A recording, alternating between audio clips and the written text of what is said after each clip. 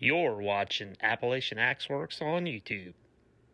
Hey everybody, welcome back to the channel and welcome back to another What's in the Box video. I don't have any axes in this video today, but I did find some cool stuff, so we'll take a look at it. And I've been doing a lot of knife content lately, and there's definitely some knives in here.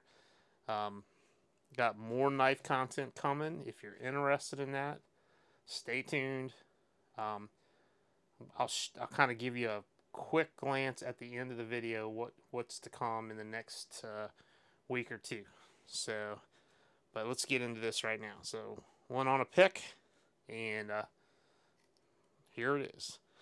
Anything that I find that's axe related, that's cheap, I usually buy it. So, this was very inexpensive, and it's either a toy or it was used in like a school play or something. I don't know, but it's got like a hammer handle or something, and somebody handmade this wooden axe head, and it was really cheap. So I was like, yep, I'm buying it. Axe related, I'm getting it. So, and then I buy these all the time. I think I had some of these in the last What's in the Box video.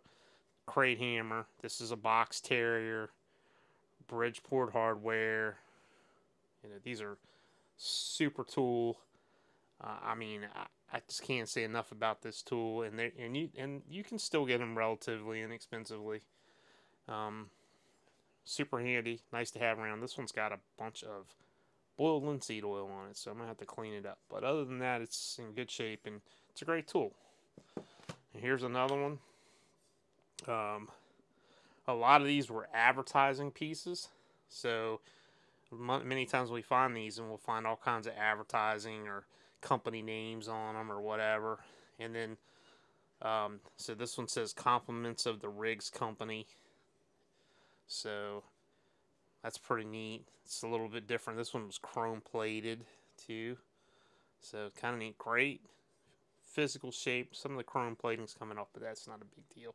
Really cool item. So, see, we got a bunch of these coins, and I don't normally buy a lot of coins. The only time I buy coins is if we're working on a special project. My son doesn't make coin rings, so I do buy some coins for that. But we got a special project coming up that he's working on, and we needed some buffalo nickels or Indian nickels, whatever you want to call them. And so the place we went to, a lot of the antique stores and junk stores we go to have coins in it, but this place has got quite a bit of coins. And this guy sells them fairly inexpensively and usually has a bunch. And we kind of went through and picked out the better ones for cheap. And yeah, you can go on eBay and buy lots of these on eBay. But these we were able to hand pick ones out of a bunch that had that looked kind of nice for the project we got coming up. So I'm sure we'll be sharing that with you. But tons of buffalo nickels here. So there you go. Oh, there's one. We did buy a old time penny. So, but it's like I said, we got a project coming up, and I'm sure I'll be sharing it with you before long. So keep an eye out for that. And then the rest are pocket knives, which I think's awesome. So this one's really neat. This one is a Cousin Willie's hunting and fishing knife. Really neat. Yeah, neat item. Has a little lock here. Stainless steel, Japan. Neat, just real simple, neat item. I see these around and rarely find one with a blade in this kind of shape. So this one's in pretty decent shape for what this is. These were usually really abused, and this one happens to be in decent shape. So that's cool. Cool find. This knife here, not so much in good shape, but it was really cheap. If you look at it, the scales, everything, it's actually not in bad shape other than that blade's broke off. So this was a Cutmaster. This is an old Cutmaster. I'd say probably 20s maybe. Not exactly sure. I didn't really research it that much. Just by looking at the scales and the construction of it, it's probably 20s or 30s. And this, we generally don't mess with these too much, because even a lot of times, even when we find these with broken blades, people want $25 or $30 for it, and I'm like, I'm just not paying that for, you know, a knife. And this one was really cheap, and I was like, we're gonna get this. We might repair this. We don't repair a lot of pocket knives, because there's really not any value for your time invested in it, unfortunately. We do repair some, but it's, I mean, we have tons and tons of pocket knives around here, and we pick and choose which ones we repair. I mean, you can really spend a lot of time disassembling one and putting one back together, and really people are only willing to spend so much, you know, on a knife, unless it's something really rare or it's a military knife or something like that. They're really, you know, or unless you're putting it in your personal collection, then maybe, you know, it's worth spending the time on. But this one, we're talking about repairing this one, so this one might be coming apart. I'm actively looking for another one of these Cut Masters, so if I can find one where it's relatively inexpensive, it has a good blade, then we might repair this one. So, because I think it's really cool, and I think if we cleaned it up, it would probably be a beautiful looking pocket knife. So stay tuned for that one.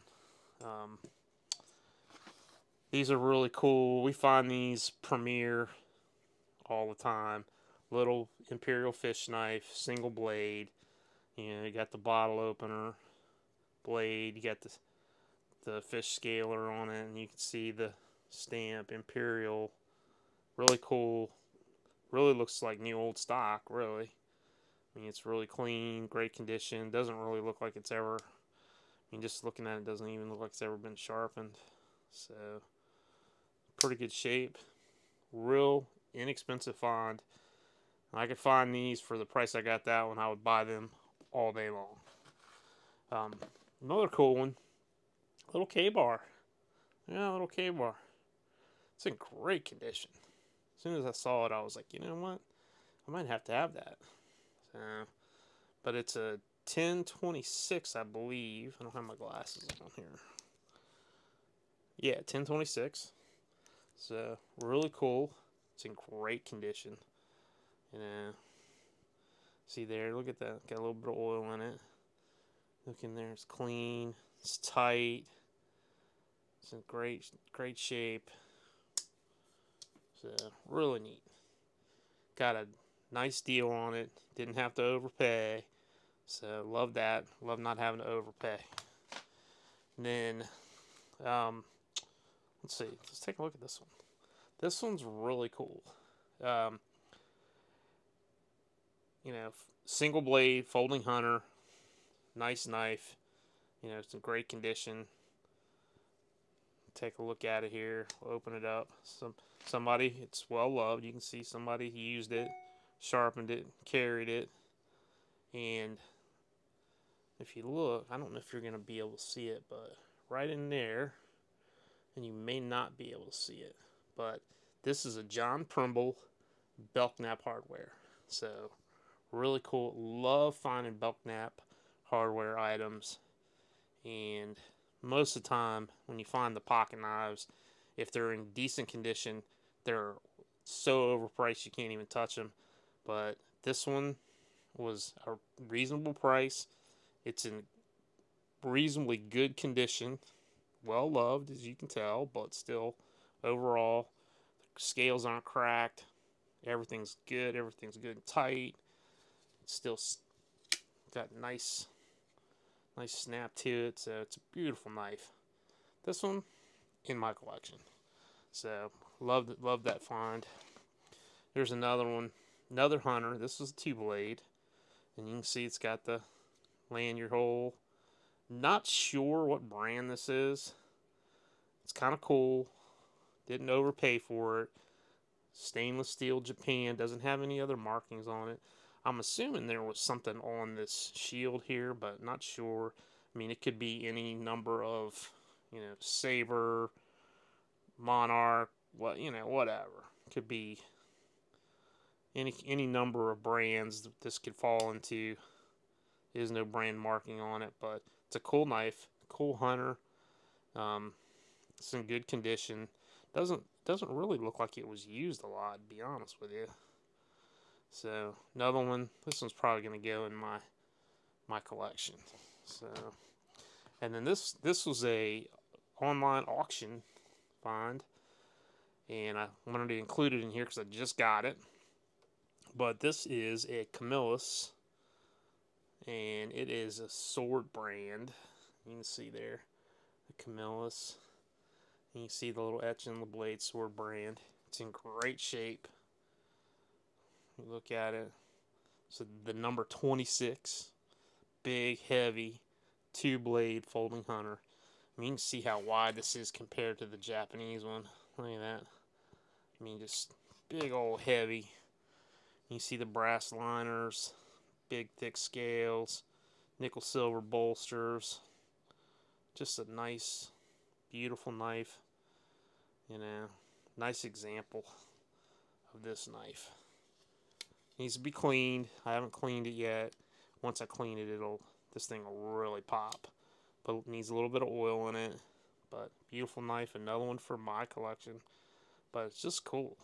Just really cool. You know. So there you have it. That is today's What's in the Box video. Like sharing these with you guys.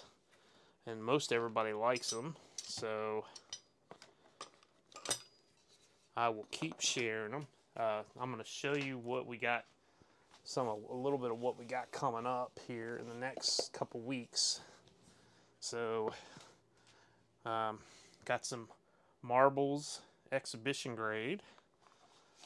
I've done one video on the Rough Rider Black Appaloosa, but I'm going to do another video.